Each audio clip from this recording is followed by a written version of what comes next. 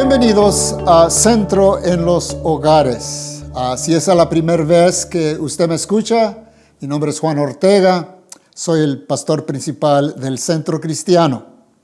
Y hace unas cuantas semanas pasadas que di una enseñanza a nuestra congregación acerca de cómo encontrar sentido, cómo tener una perspectiva bíblica a la plaga del coronavirus. Y ver las cosas como las ve Dios. Una de las verdades que debemos de comprender cuando tratamos de hallarle sentido a los desastres que ocurren es que Dios es soberano y está en control de todo. Fíjate lo que dijo el profeta Daniel. Alabado sea el nombre de Dios por siempre y para siempre, porque a Él pertenecen todo el poder. Él controla el curso de los sucesos del mundo. El hecho que Dios es soberano y tiene todo bajo su control es una de las grandes verdades fundamentales que la Biblia enseña acerca de Dios. Él controla no solamente las cosas o los eventos buenos, también tiene el control de los eventos malos. Aún el diablo no puede hacer algo sin el permiso de Dios. En última instancia, todo está bajo el control de Dios. Por ejemplo, lee Job capítulo 1 al 2, que relata la historia de un hombre llamado Job, un hombre que Dios dice es un hombre justo, ¿verdad? No hay otro como él. Sin embargo, Dios permite que Satanás lo ataque y destruya todas sus posesiones, sus hijos, hasta su salud, para demostrar que Job no le servía a Dios fielmente, no más por los beneficios que él recibía de parte de Dios. También 2 Corintios capítulo 12, donde el gran apóstol Pablo explica que para impedir que me volviera orgulloso, dice él, por las revelaciones que Dios le dio, dice Pablo, se me dio una espina en mi carne, un mensajero de Satanás, para atormentarme e impedir que me volviera orgulloso. Dice que le pidió a Dios 3 veces que le removiera la espina, pero Dios respondió, te basta con mi gracia, pues mi poder se perfecciona en la debilidad. O también lee Lucas 22, 31 al 34, donde Cristo le dice a Pedro, Simón, Simón, mira que Satanás ha pedido zarandearlos a ustedes como si fueran trigo. Pero yo he orado por ti para que no falle tu fe. Y tú, cuando te hayas vuelto a mí, fortalece a tus hermanos. En última instancia, hermanos, Dios tiene el control de todo.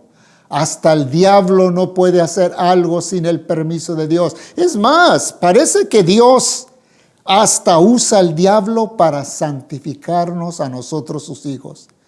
Tal vez te parece difícil creer esta última declaración. Así que, ¿cómo encontramos sentido a la crisis del coronavirus? Miles de personas están muriendo y debido a esto muchas más personas están de luto por la pérdida de un ser querido. El sufrimiento es un tema difícil de enseñar, así que les ruego que lo que voy a enseñar no les parezca insensible, demasiado duro.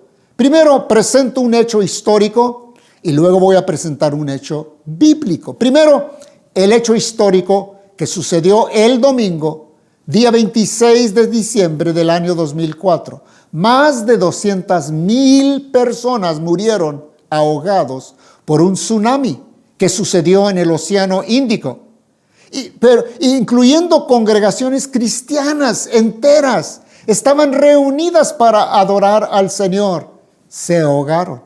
Eso es un hecho histórico. La verdad es que toda clase de desastres les ha sucedido a los cristianos desde que ha habido cristianos. Ahora, veamos un hecho bíblico que se relata en el Evangelio de San Marcos, Los discípulos están tratando de navegar su barco en una furiosa tormenta en el mar de Galilea. Parece que se van a hundir y ahogar. Claman a Cristo, el cual manda que el viento y el mar estén quietos. Sucede instantáneamente. La tormenta cesa inmediatamente. Los discípulos se quedan espantados y dicen: hasta el viento y las olas lo obedecen. Piénsalo. Que el viento y las olas lo obedecen es tan verdadero hoy como lo era entonces. ¿Por qué? Porque Jesucristo es el mismo ayer, hoy y por los siglos. Así que junta esos dos hechos, el hecho histórico y el hecho bíblico, y llegas a esta verdad. Jesús podría haber detenido el desastre del tsunami en el año 2004, pero no lo hizo. Puesto que Dios siempre hace lo que es sabio, siempre está en lo correcto, justo y hace lo bueno, debemos de concluir que Él tenía un propósito sabio, correcto y justo para permitir el desastre causado por el tsunami. Parece que debemos de llegar a la misma conclusión acerca de la plaga que ha invadido el planeta Tierra, ¿verdad? Y Dios tiene toda autoridad sobre las fuerzas naturales y sobre las fuerzas sobrenaturales en este mundo. Dios sabe exactamente dónde comenzó el virus y a dónde y cuándo va a terminar. Tiene todo el poder para contenerlo o no contenerlo si así lo quiere. Y eso es lo que está pasando. Ni el pecado, ni Satanás, ni la enfermedad, ni el sabotaje son más fuertes que Jesús. Dios nunca está entre la espada y la pared, hermanos. Nunca se ve obligado a tolerar lo que no quiere. La Sagrada Escritura declara: pero los planes del Señor se mantienen firmes para siempre. Sus propósitos nunca serán frustrados. Dijo Job en su arrepentimiento: yo sé bien que tú lo puedes todo, que no es posible frustrar ninguno de tus planes.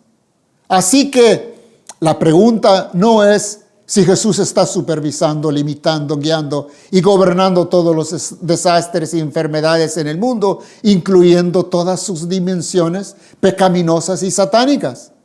Si Yahvé o Jehová es el único Dios verdadero, y lo es, Él tiene el control. La pregunta es, con nuestras Biblias abiertas, ¿cómo podemos entender esto? ¿Cuál es la perspectiva bíblica? Hay 4 verdades bíblicas que nos ayudan a entender y tener una perspectiva bíblica de lo que está sucediendo en referencia a la plaga del coronavirus.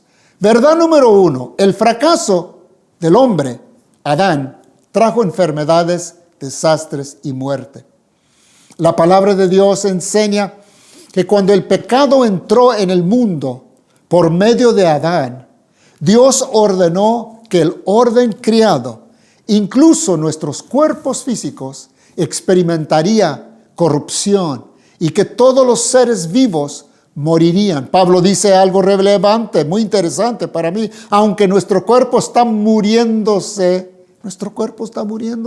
nuestro espíritu va renovándose cada día.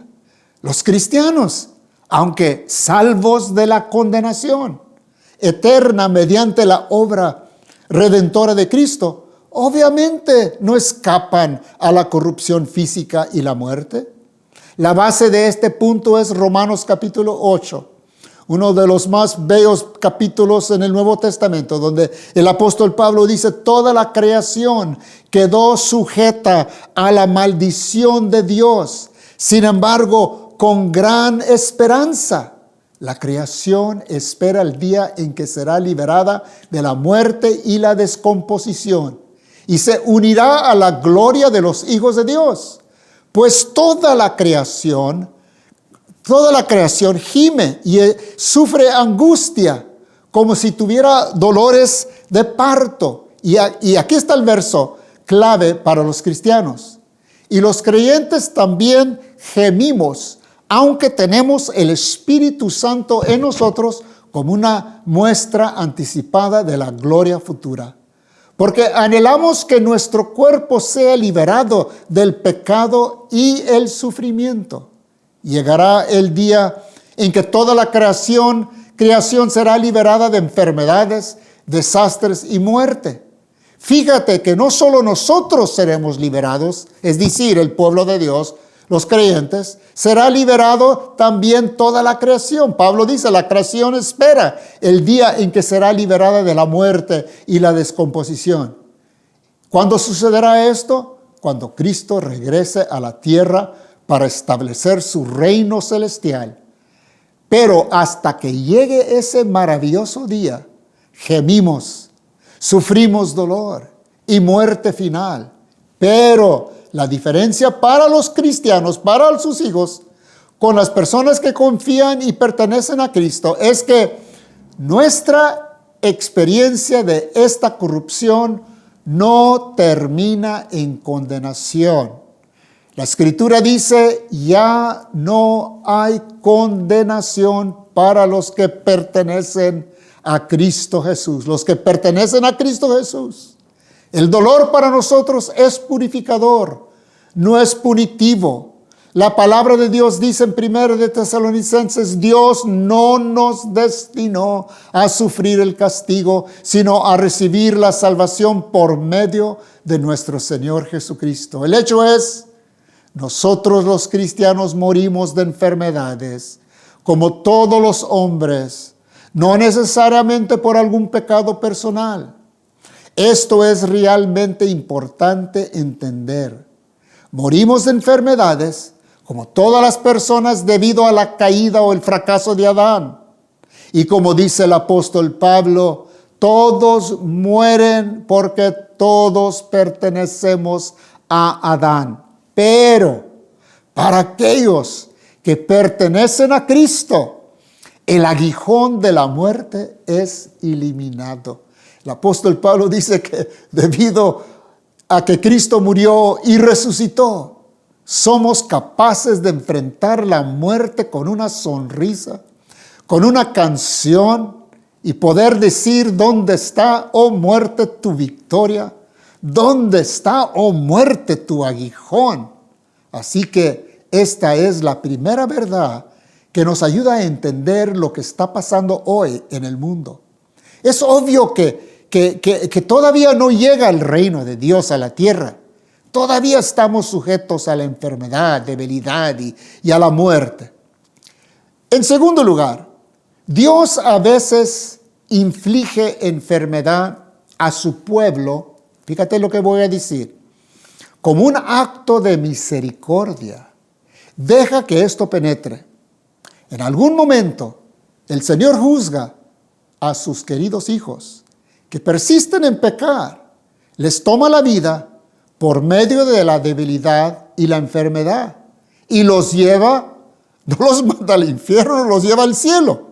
Este es un juicio purificador y rescatador, no para condenación. En otras palabras, cuando Dios castiga a sus hijos, es un acto de misericordia para sus propósitos salvadores. Este punto se basa en 1 Corintios 11, que trata sobre el abuso de la cena del Señor o de la comunión. Pero también contiene un principio mucho más amplio acerca de cómo Dios trata con sus hijos que persisten en pecar. Fíjate lo que dice Pablo. Si alguno come el pan y bebe de la copa sin honrar el cuerpo de Cristo, come y bebe el juicio de Dios sobre sí mismo. Esa es la razón por la que muchos de ustedes son débiles y están enfermos. Y algunos incluso, dice Pablo, han muerto. Si nos examináramos a nosotros mismos, Dios no nos juzgaría de esa manera. Sin embargo, cuando el Señor nos juzga, nos está disciplinando para que no seamos condenados con el mundo.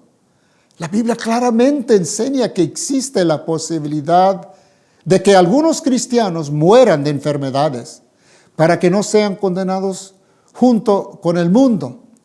Y si el Señor hizo eso con sus seres queridos, con sus hijos en Corinto, puede hacerlo a muchos hoy, incluso por el coronavirus, y no solo por abusar de la cena del Señor, sino también por otros tipos de pecados, aunque no toda la muerte es a causa de un pecado particular. Repito, Dios a veces inflige la enfermedad a su pueblo como un juicio purificador y rescatador, pero no puedo sobreenfatizar que no es para condenar, sino un acto de misericordia para sus propósitos salvadores.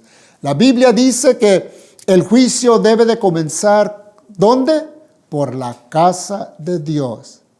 Este es el segundo principio al tratar de entender lo que estamos sufriendo en este momento.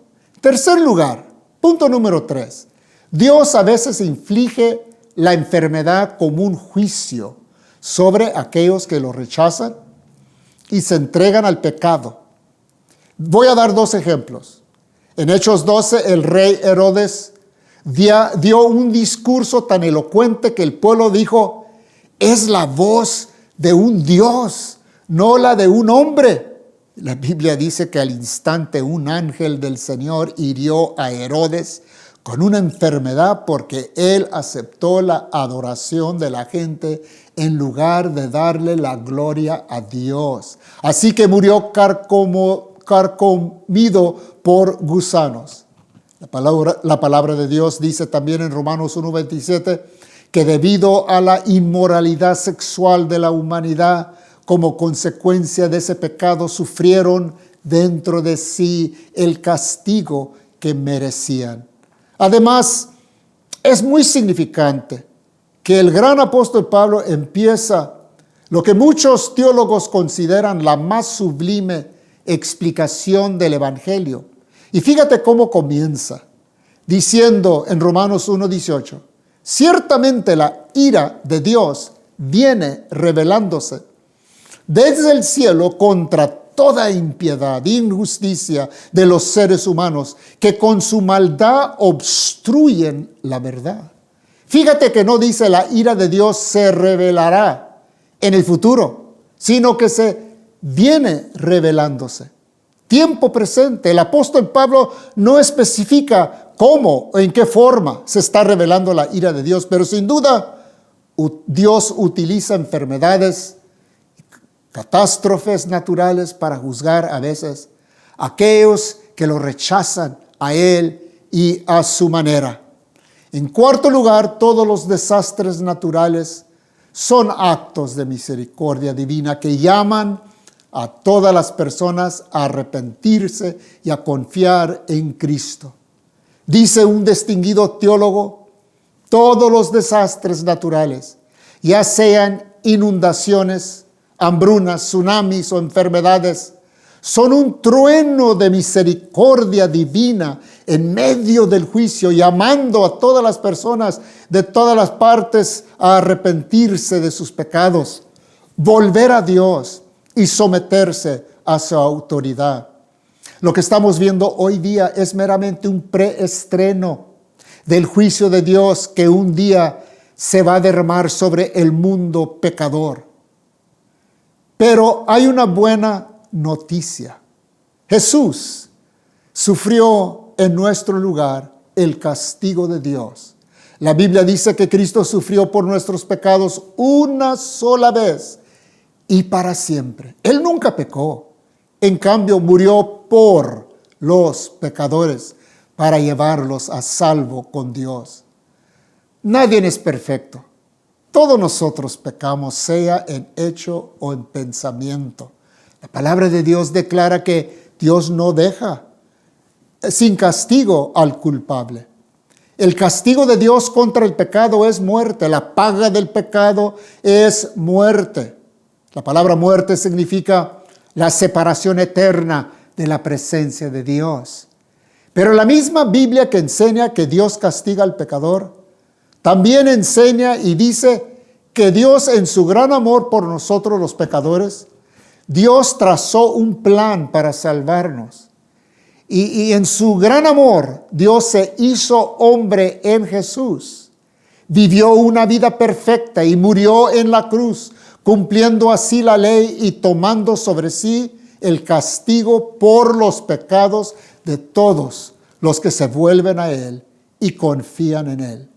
Cristo se levantó de la muerte, mostrando que Dios aceptó el sacrificio de Cristo como pago completo por nuestros pecados y para satisfacer la ira de Dios contra nosotros. Ahora Dios nos llama a arrepentirnos de nuestros pecados y confiar solamente en Jesús para nuestro perdón.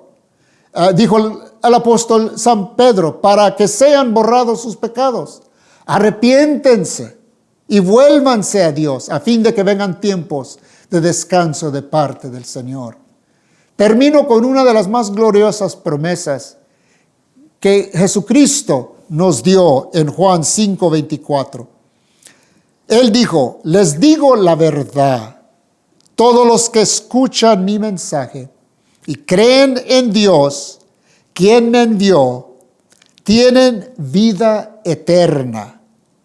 Nunca serán condenados por sus pecados, pues ya han pasado de la muerte a la vida.